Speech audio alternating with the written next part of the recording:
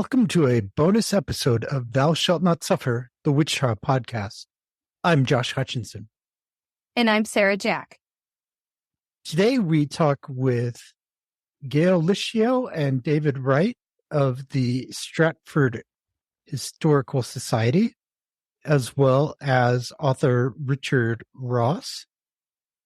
We'll be talking about events coming up in remembrance of Goody Bassett. There will be a talk, a walk, and a ball. In this bonus, you get to hear how Goody Bassett, Stratford Connecticut's local accused witch, who was legend, is now being acknowledged as her true self and reintroduced to us by the research and presentations of Stratford Connecticut's town historian, David Wright, and author Richard Ross III. We'll give you all the details about the events, when, where, how. You've heard of Windsor clearing the names of Alice Young and Lydia Gilbert, but now the Historical Society in Stratford and the community is asking the Town Council of Stratford to accept their proposed resolution to clear the good names of accused witches, Goody Bassett and Hugh Croscia. Welcome guests Gail Liscio, David Wright, and Richard Ross III. First, we would just like you to go through and introduce yourselves and tell us your connection to the Stratford Historical Society or community. Well, I'll go first. My name is Gail Liscio, and I've been proud president for the past 5 years.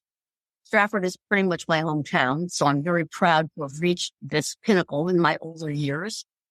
Yeah, the society is definitely a challenge. We're really very dedicated and very proud to be the forefront of the history of the town of Stratford. As David will tell you when I turn it over to him, he has been my right-hand man. He's also my vice president, and he really brings so much to the society. I could never do anything without him and the other people that we have on the board. Very blessed to have the board that we have at this time. So that being said, Dave, you want to add anything? Thank you, Gail. My name is David Wright. I'm vice president of the Historical Society, and I'm the historian for the town of Stratford. I've been associated with the Historical Society for about the last 10 years, and I'm also the newsletter editor for the society. I think it's up to you now, Dick.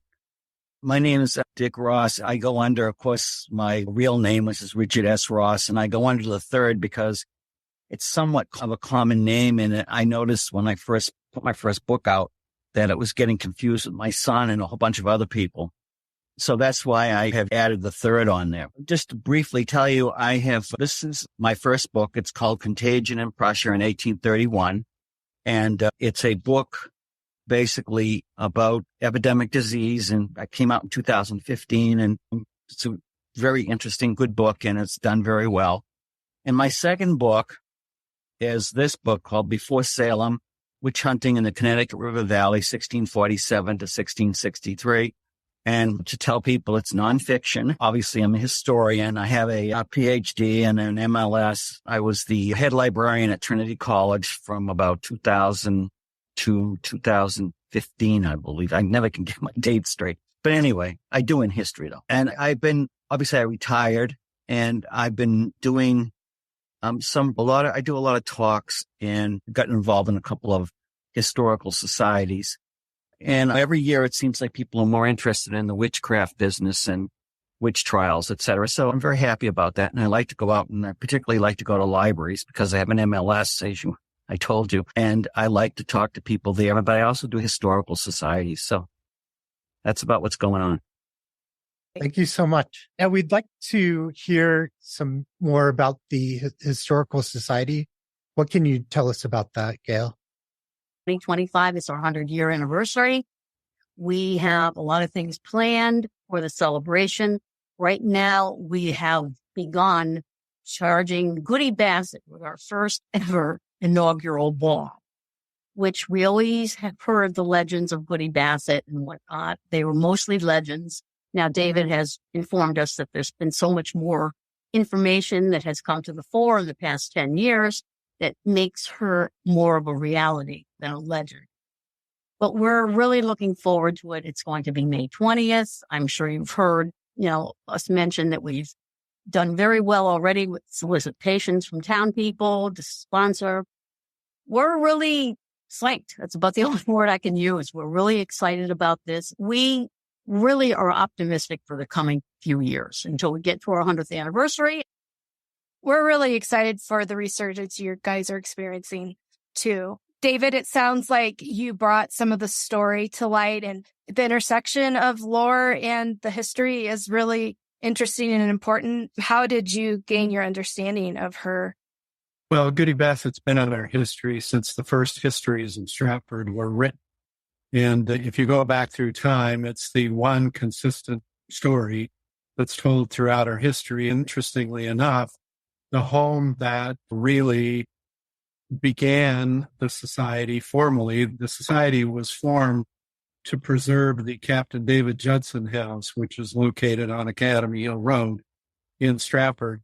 And interestingly enough, that home was more than, well, the home, one of the walls of the home was the original home wall of William Judson, who was one of the original settlers of Stratford. And his home, as you look at the map of the original settlement of Stratford, was probably one of the homes Goody Bassett would have passed by as she was on her way to the gallows. So we have a special connection to her because she's been part of our history for so long. And we always considered Goody Bassett a foregone fact in town until sometime it appears in about the 1970s when she became more of a legend. Now, with the work that Mr. Ross has done and what Beth Caruso has done, they've connected a lot of the dots for us. So there's a man by the name of Thomas Thornton, who was one of Goody Bassett's neighbors in Windsor. Another one of her neighbors was John Young.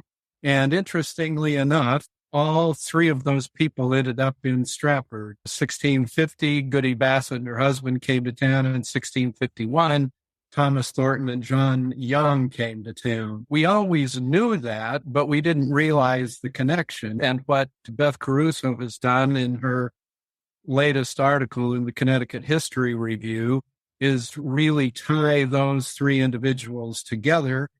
And it's an interesting thing because not only was Thomas Thornton around and more than likely involved in a hanging of Alice Young in Windsor, he suddenly appears, and Goody Bassett was an associate of Alice Young and probably was guilty by association. He suddenly appears in 1651 in Stratford. And then after Goody is hanged, he suddenly appears in Fairfield in 1653 at the hanging of Goody Nim. So Beth has done a fabulous job of tying it together. It's not that we didn't know about Goody. It's just that we passed through a period of time where there was so little indicating her actual personage and the reality of Goody Bassett that a lot of the people, I think, in town just assumed that it was one of those fun stories from our history with really no significant foundation to it.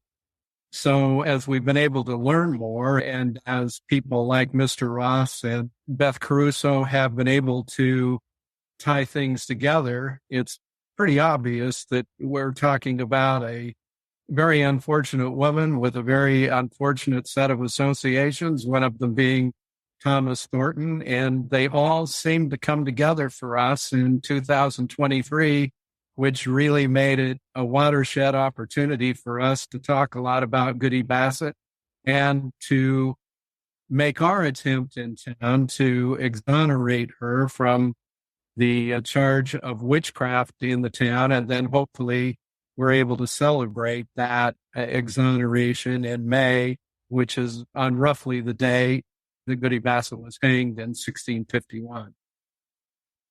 It's wonderful. We're really happy that you're doing this. It's exciting for us to see others in Connecticut bringing this history to light. And we appreciate that. Is there anything else anyone would like us to know about the life of Goody Bassett? Unfortunately, we know precious little about her. We only have some evidence from New Haven and some evidence from Goody Knapp's trial in Fairfield that really add to what we know about Goody Bassett. But of course, formally, all we really have is the passage from Connecticut history where it says the lieutenant governor and two of his associates went down to hold trial in Stratford. And without the other circumstantial evidence that has been uncovered related to the witch trial in New Haven and the witch trial in Fairfield, it would be very difficult for us to even be able to prove that Goody Bassett had actually been hanged. So it's just really this year that everything's come together for us, but it doesn't give us a lot of information about who Goody Bassett was or where she came from. We don't find anything in the records of Windsor that talks about her, at least not that I've seen. And we don't have anything in the town of Stratford that really talks about her. So I wish we knew more. I wish more was written.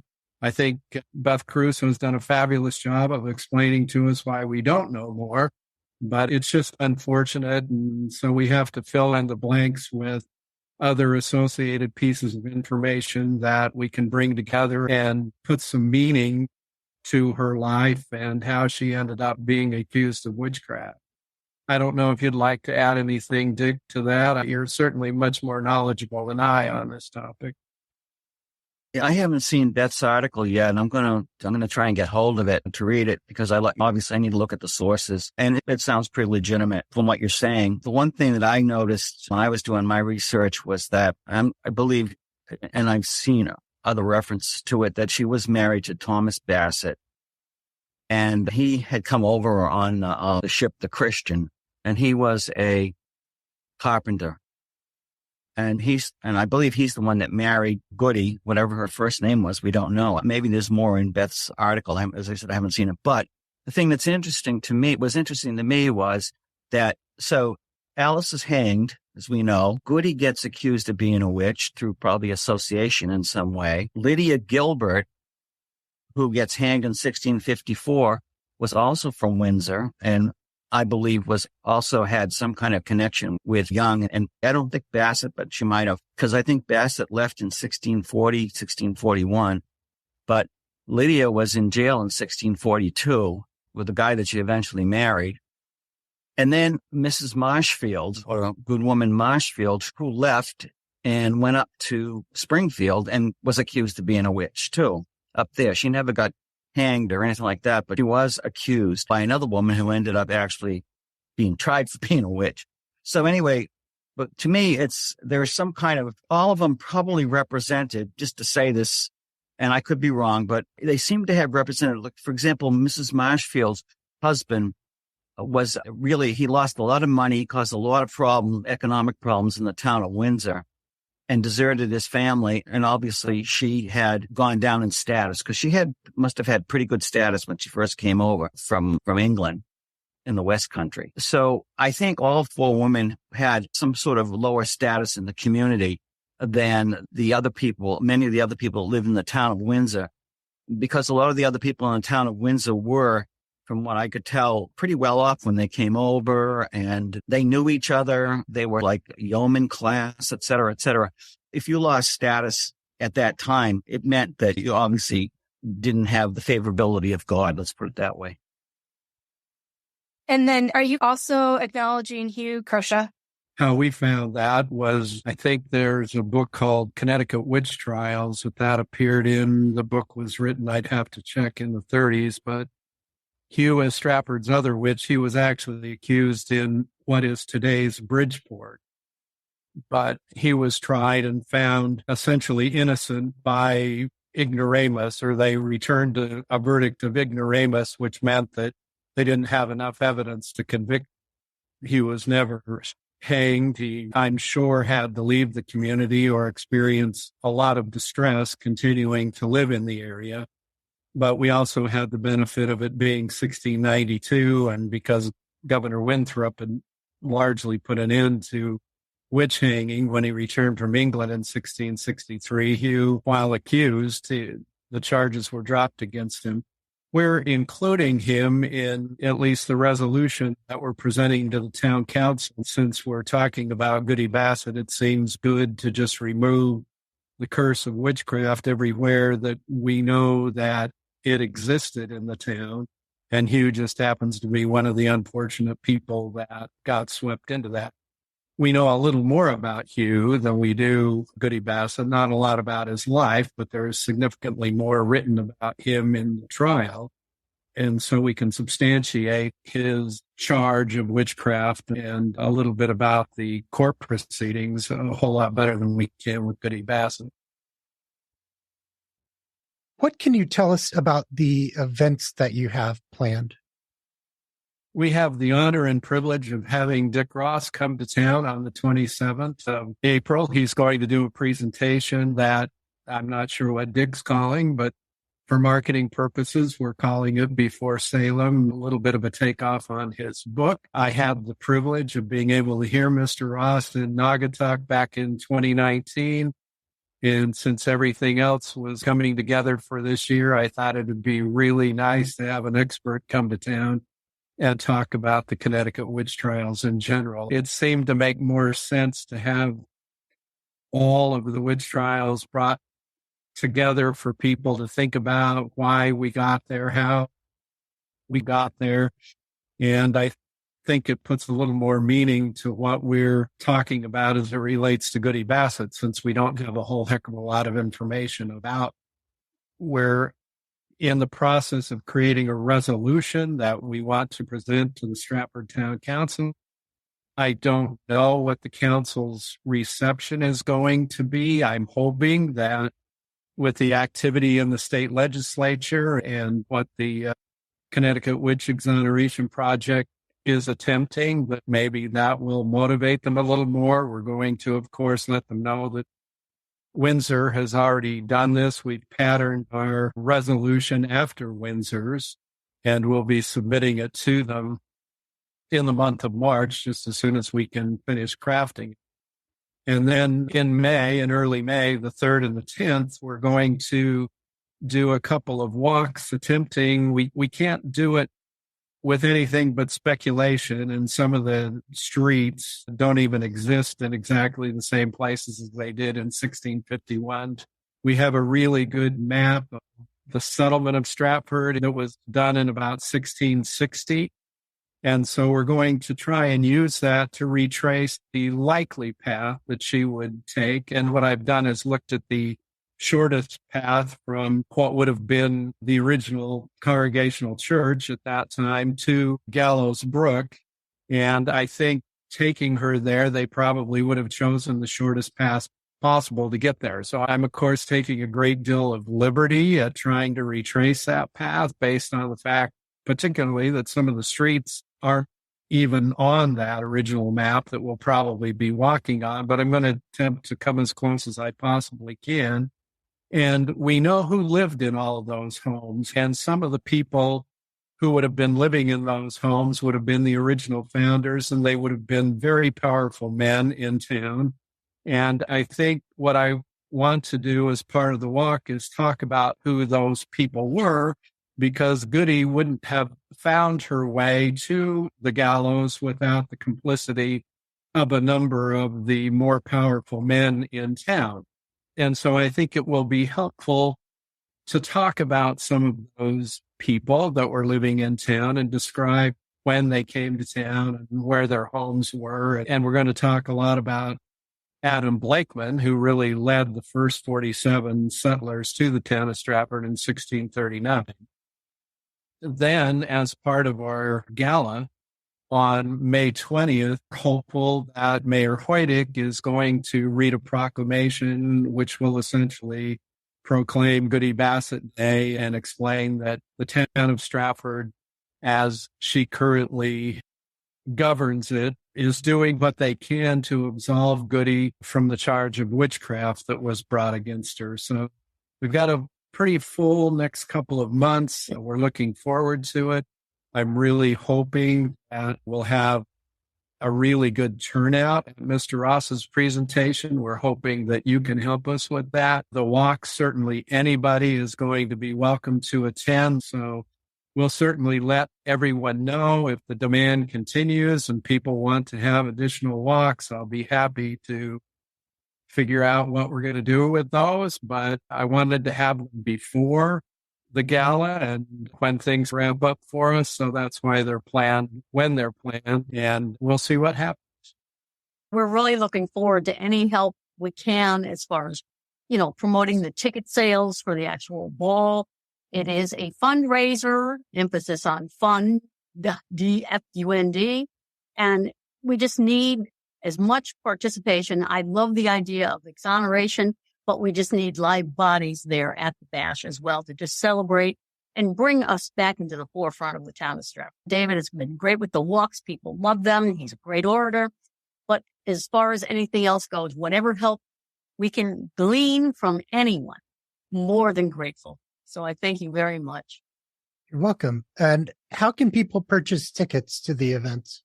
They will be on sale starting March 15th. They will be on Facebook. And what we can do is we can send you the link, whatever you need. And quite frankly, word of mouth helps. Anybody who wants to purchase a ticket can also call the society, leave a message. We will be glad to call each and every person back. We're just really pushing this to be a real knockdown, drag out event for the town. It's going to be a lot of fun. We've gone to great lengths to promote it. We've gone to great lengths to have a fabulous menu, great entertainment. So I hope to see you all there. That's about all I can say. It's going to be really wonderful. And I thank everyone for helping. It's very exciting. Is the gala located at your facility? What it is, it's located at Bazzano's Four Seasons. That's one of the biggest facilities we have in Stratford. In fact, one time it was an old, small Grand Union supermarket, but it's since been converted over the years to a beautiful venue for weddings, bridal showers, anything of that nature. I really think that the town uses them quite frequently because it holds up to 400 people, which is a real great event site. Other than that, we're just counting down the days until we get everything rocking and rolling and we'll take it from there. I can't wait to meet Mr. Ross, though. I really want to grill him on a few things. David, you also spoke or wrote to us about a historic marker for Goody Bassett. What would that look like? We're working on that with Mayor Hoydick. I'm not sure how that will come together exactly. And the reason is because the marker that we're looking at will be something modeled after the marker that was put in place in Bridgeport at the Burroughs Community Center for Goody Knapp a few years ago. And we'd like to do a similar thing, but we have a large forest in the north end of town that has some very large rocks.